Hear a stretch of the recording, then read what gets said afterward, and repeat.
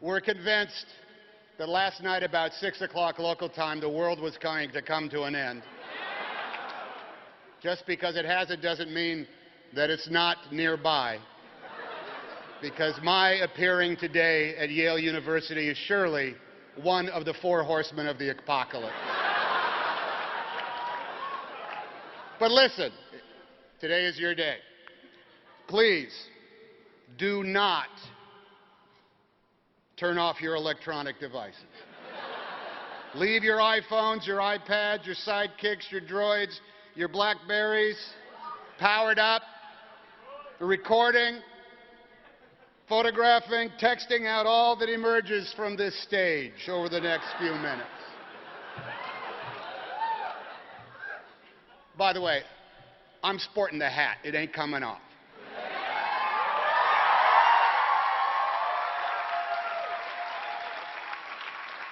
You know, later on today, you can compare your tweets and your Facebook comments with those of others to figure out if anything memorable went down. Hey, you know what? Tweet that last sentence I just said.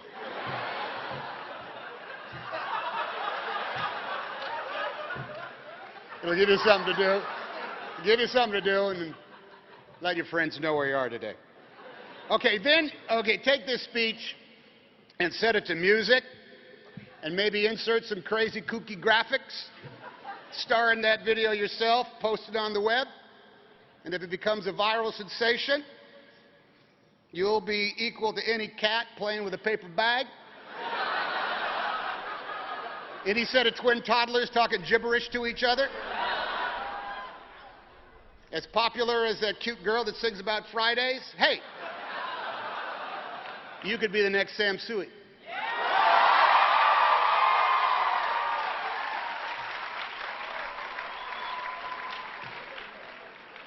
Such are just one of the possibilities in our brave new world, the world you now inherit, whether you like it or not. The jig is up. The clock has run out, and the future with a capital F now rests with all of you in your goofy hats. And all because you went to Yale.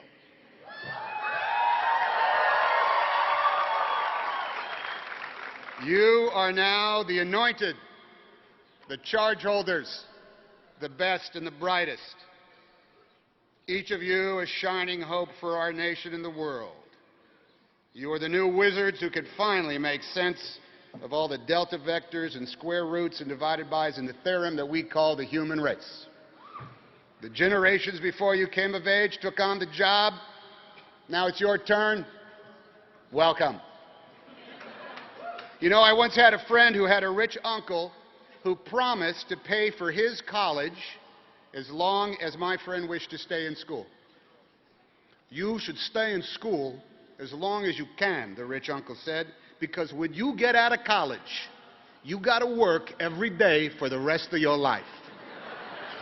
And you all will come to understand what that rich uncle meant, just as surely as you will someday wonder where the hell you put your reading glasses and yell at your own kids to turn the damn music down. On spring days like today, it's traditional for us to ponder the state of the world and implore you all to help make it a better place, which implies that things are somehow worse today than when we up here were where you are sitting right now. I'm not so sure the planet Earth is in worse shape than it was 30, no, 18, no, 4 years ago. But that's not to say it's in better shape either. Refraining from waxing nostalgic and comparing our then to your now and avoiding any talk of you kids these days with your rap and your hip-hopping and your Snoopy Dogg daddies with the ditty pops. With your 50 cents and your quarter cents. A sober look shows that just as the world has gotten to be a better place after all, it has also grown a bit worse at the exact same rate. A one step up, one step back sort of cosmic balance between forward progress and cultural retreat that puts mankind on a bell curve of existence, that shows a small segment enjoy ease and comfort while an equal proportion struggle on with little hope in the fortunes of the remainder, either on a rise are on the wane in this confounding tide of so many damn things that we grow oblivious to the shifts in the quality of our lives. Graduation day is a proper occasion to put a toe in the global waters, and I think the mercury shows that things are much as they always have been. 10 years ago, we busied ourselves with trivial stuff imbued with importance, and then came 9/11. In 1991, riches were created in new businesses that had never existed. Then that economic balloon burst. In 81, I had a great job on TV. And in 82, Bosom Buddies was canceled. In 71, color TV in more living rooms than ever showed young Americans still fighting in combat in Vietnam, and in 61, satellites beamed live images around the world for the very first time, but those images were of the building of the Berlin Wall. Now, this 10-year grid shows the same yin-yang thing, and I'm trying to copyright that. Yin-yang thing. Copyright Tom Hanks. It shows the same yin-yang thing, thank you, on graduation day 2011. You know, we all have these devices that can make a permanent record of revolutionary change on the other side of the globe, as well as hate-filled diatribes from across town. Fewer and fewer in our country go to bed hungry, but did you see how obesity now affects about half our population? No matter how many bargains we find at the local U-Mart, many of us still struggle to pay the rent and the utilities. Our country is no longer at physical or even ideological war with our enemies for most of the last century, but in the 11.5 years of the third millennium, our armed forces have been fighting in the field for 9 of them.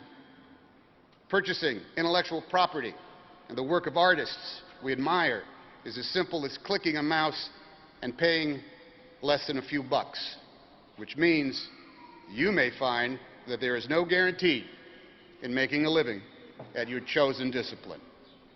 Now, some advantages, particular to this age, are not to be denied. Boredom seems to have been vanquished. There is always something to do. But hasn't this translated into a perpetual distraction in our lives? In the bathroom, at the dinner table, in the back seat, at a wedding, at a bris, at a graduation day. There's always something to check, something to tweet, something to watch, something to download, something to play, something to share, something to buy, something on our voicemail, something to yank at our attention span, and it's all in the palm of our hand for a small monthly service fee. That same technology has allowed for a surplus of celebrities, and that is nothing to cheer about.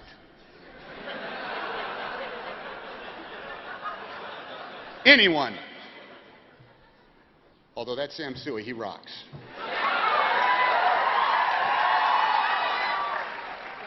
Anyone can enjoy the perks of notoriety now, and the duration of fame has been lengthened from Andy Warhol's brief 15 minutes to a good 15 months, if you're willing to do certain things on camera.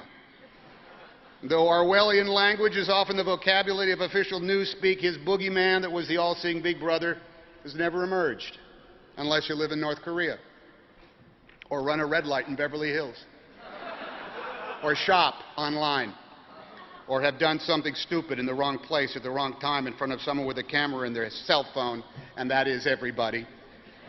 So, pardon my junior college Latin, the vulgus populi has become the all-seeing state, and if you cross it, Google search will forever display your screw-up. So actually, there is a Big Brother. But he's not a malevolent fiction. He's actually all of us, and he lives in our search engines. So no matter how many times I do the calculations, I come up with a social draw. The positives balance the negatives. The X's equal the Y's. And our hopes weigh as much as our fears. But I hesitate on that last one because fear, good Lord, fear is a powerful physiological force in 2011. We here up in the stands and surrounding you graduating class look to you as we do every year, hoping you will now somehow, through your labors, free us from what we have come to fear, and we have come to fear many things. Fear has become the commodity that sells as certainly as sex. Fear is cheap. Fear is easy. Fear gets attention. Fear is spread as fast as gossip and is just as glamorous, juicy, and profitable. Fear twists facts into fictions that become indistinguishable from ignorance. Fear is a profit-churning go-to with the whole market being your whole family. You know, sitting in the house one day watching the game on TV not long ago, along came this promo for the local nightly news. Are our schools poisoning our children? That story in summer's hottest bikinis tonight at 11. In that I had school-age kids at the time, I feared that they were, in fact, being poisoned at school, and summer was still a few weeks away. So I tuned in to get the scoop. And the actual news stories of that news broadcast was this: a certain supply of hamburger was found to have a bit too much of a particular bacteria in it, and for safety's sake, was being taken off the market. That same hamburger was slated for sale to an out-of-state school system for its cafeterias, but it was recalled in time. So answering that news program's own question in, no.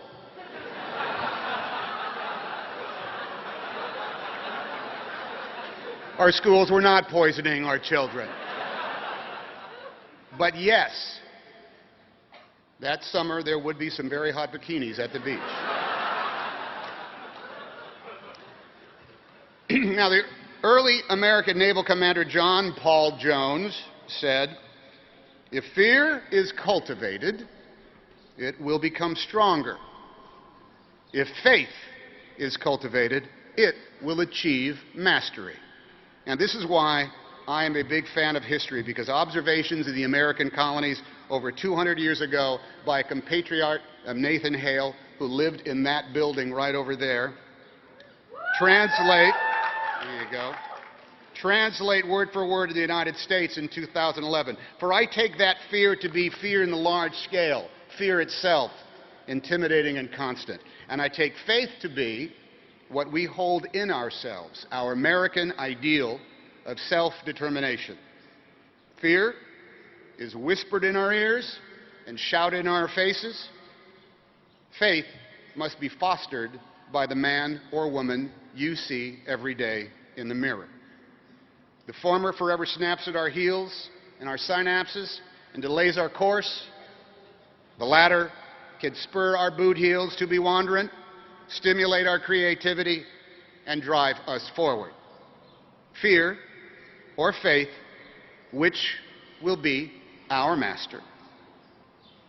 3 men found that they could no longer sleep because of their deep-seated fears. This is a story I'm telling. Their lives were in a state of stasis because of their constant worries. So they set out on a pilgrimage to find a wise man who lived high in the mountains, so high up above the tree line that no vegetation grew, no animals lived, not even insects could be found so high up in the mountains in that thin air. And when they reached his cave, the first of the 3 said, "Help me, wise man, for my fear has crippled me." "What is your fear?" asked the wise man. "I fear death," said the pilgrim. "I wonder when it is going to come for me." "Ah, death," said the wise man. "Let me take away this fear, my friend. Death will not come to call until you are ready for its embrace. Know that, and your fear will go away." Well, this calmed that pilgrim's mind, and he feared death no longer. The wise man turned to the second pilgrim and said, "What is it you fear, my friend?" "I fear my new neighbors," said the second pilgrim. "They are strangers who observe holy days different than mine. They have way too many kids, and they play music that sounds like noise."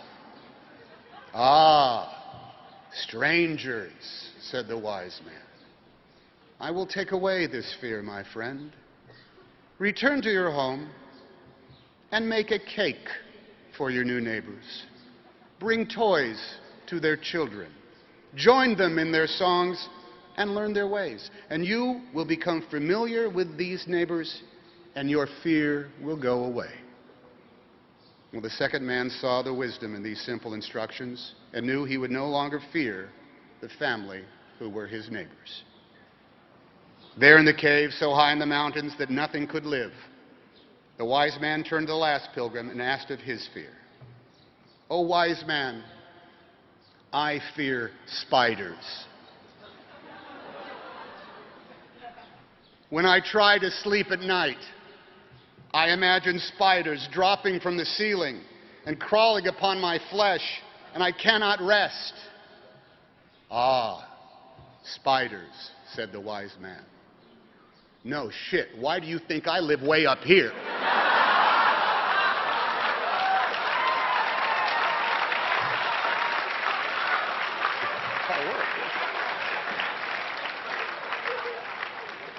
Fear will get the worst of the best of us, and peddlers of influence count on that. Throughout our nation's constant struggle to create a more perfect union, establish justice, and ensure our domestic tranquility, we battle fear from outside our borders, from within our own hearts, every day of our history. Our nation came to be despite fear of retribution for treason from a kingdom across the sea. America was made strong and diverse because here people could live free from the fears that made up their daily lives in whatever land they called the old country. Our history books tell of conflicts taken up to free people from fear, those kept in slavery in our own states, and to liberate whole nations under the rule of tyrants and theologies rooted in fear. The American cause, at its best, has been the cultivation of a faith that declares we will all live in peace when we are all free to worship as we choose, when we are free to express our hearts, and when we all seek a place free from fear. But we live in a world where too many of us are too ready to believe in things that do not exist. Conspiracies abound. Divisions are constructed. And the differences between us are not celebrated for making us stronger, but calculated and programmed to set us against each other. Our faith is tested by unpredictable providence and threatened when common sense is corrupted by specific interests.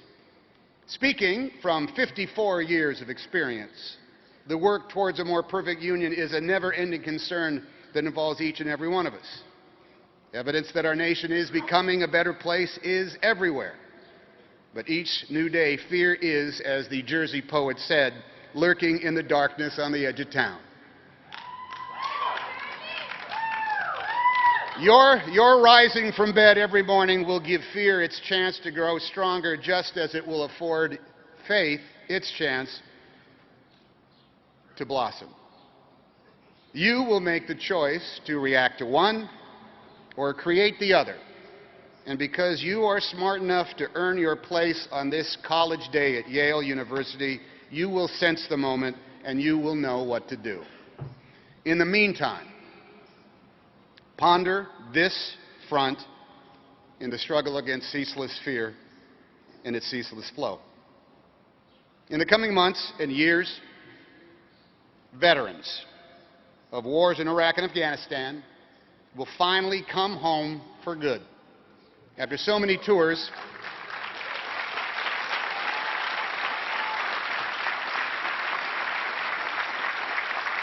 and we know this. Some, after many tours that wore on the body, ate at the soul, and spilled a great portion of their lives. For all of them, after a long time spent far away in the harsh realm of war. And they returned different from what they were when they left. Surely their faith in themselves is shadowed by a fear of not knowing what is expected of them next. Now, no matter what your view of those wars over there, you can affect the future of our nation right here by taking their fears head on. You can imprint the very next pages of the history of our troubled world by reinforcing the faith of those returning veterans, allowing them to rest, aiding in their recovery, if possible, their complete recovery, So let those of us who watched and debated their long deployments serve them now as they served when they were asked and as they were ordered. Let's provide for them their place free from fear by educating them if they can learn, by employing them as they transition from soldier back to citizen, and by empathizing with the new journey they are starting, even though we will never fully understand the journey they just completed. We all will define the true nature of our American identity, not by the parades and the welcome home parties, but how we match their time in the service with service of our own. Give it 4 years. As many years as you spent here at Yale, in acts both proactive and spontaneous, and do the things you can to free veterans from the new uncertainty that awaits them, from the mysterious fears they will face the day after they come home. Cultivate in them the faith to carry on, and they will do the rest. So Commencement Day arrives. Your work begins. Work that will not be always joyful to you. Labor that may not always fulfill you, and days that will seem like one damn thing after the other.